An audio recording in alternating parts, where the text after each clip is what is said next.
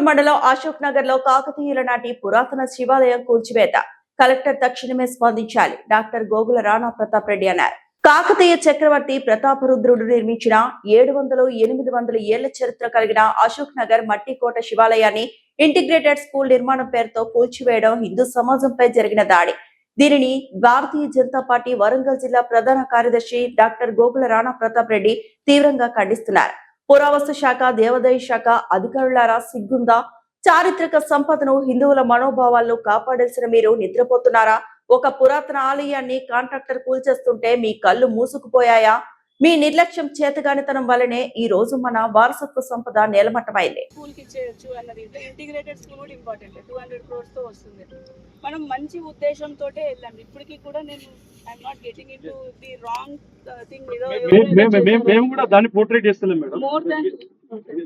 Mainly Bharatiya Janata party నుంచి ఏం demand చేస్తున్నాం అంటే మేడం, ఈ టెంపుల్ రీకన్స్ట్రక్షన్ ఒకటి చేపియాలి. మీరు డిపార్ట్మెంట్ లో పెడతారా, కాంట్రాక్టర్ తో చేపిస్తారా? హెరిటేజ్ తో పాటు టెంపుల్ కాబట్టి ఇంకా చాలా ఇంపార్టెంట్. మేము ఆర్డీఓ గారికి మా మేడం ఆర్డీఓ గారికి ఒక వినతి పత్రం కూడా ఇస్తాం, మీ దగ్గరికి తీసుకొస్తాం. నమస్కారం. ఏదైతే ఖానాపురం మండలం అశోక్ నగరం గ్రామంలో ఇంటిగ్రేటెడ్ స్కూల్ పేరుతో వాళ్ళు అభివృద్ధి చేద్దాం అనుకుంటే మేమెవరం అడ్డం కాదు. కానీ అభివృద్ధి పేరుతో ఈనాడు దేవాలయాల జోలికొచ్చి ఇక్కడ ఉన్న సుమారు 800 సంవత్సరాల క్రితం నాటి ప్రతాపరుద్రుడు కట్టించిన శివాలయాన్ని కాంట్రాక్టర్ కూల్చివేయడం. మరి ఈ కాంట్రాక్టర్ ఎవరు? కాంగ్రెస్ పార్టీ అధికార నాయకుడా? మరి ఎవరని చెప్పి ఇంకా డీటెయిల్స్ అన్ని తీసుకోవడం జరుగుతుంది. ఇక్కడ 800 సంవత్సరాల పురాతన నాటి ఆలయాన్ని, శివాలయాన్ని కూల్చేసి అది ఇక్కడ ఇదే స్కూల్ డెవలప్మెంట్ ఇక్కడ చేయాల్సిన అవసరం ఏముంది? పక్కన ల్యాండ్ ఉంది. శివాలయం జోలికొచ్చి, గుళ్ళ జోలికొచ్చి కాంగ్రెస్ పార్టీ నాయకులు మరి ఏం చేద్దాం అనుకుంటారు?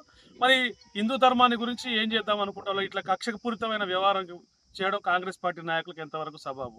మరి దీన్ని పురావస్తు శాఖ కావచ్చు, దేవాదాయ శాఖ కావచ్చు, మరి ఈ శాఖలకు సంబంధించిన అధికారులు కావచ్చు, ఆ శాఖలకు సంబంధించిన మంత్రులు కావచ్చు, కళ్ళు కనపడతలేవా మీకు? ఎందుకు సనాతన ధర్మం జోలికొచ్చి, హిందూ ధర్మం జోలికొచ్చి ఈనాడు ఈ గుళ్ళను గుల్లగొడితే మీకు వచ్చిన ఆనందం ఏంటిది? మరి మా నర్సంపేట శాసనసభ్యులు దొంతి మాధవరెడ్డి గారు తెల్లారు లేతే గుళ్ళ చుట్టూ తిరిగి దండం పెట్టుకుంటాడు. మరి మాధవరెడ్డి గారు, మీరు మీ కాంట్రాక్టర్, మీ ఇక్కడ ఏ కాంట్రాక్టర్కి అయితే మీరు ఇది వర్క్ అలాట్మెంట్ చేసి మరిన్ని అప్డేట్స్ కోసం మా ఛానల్ని సబ్స్క్రైబ్ చేయండి.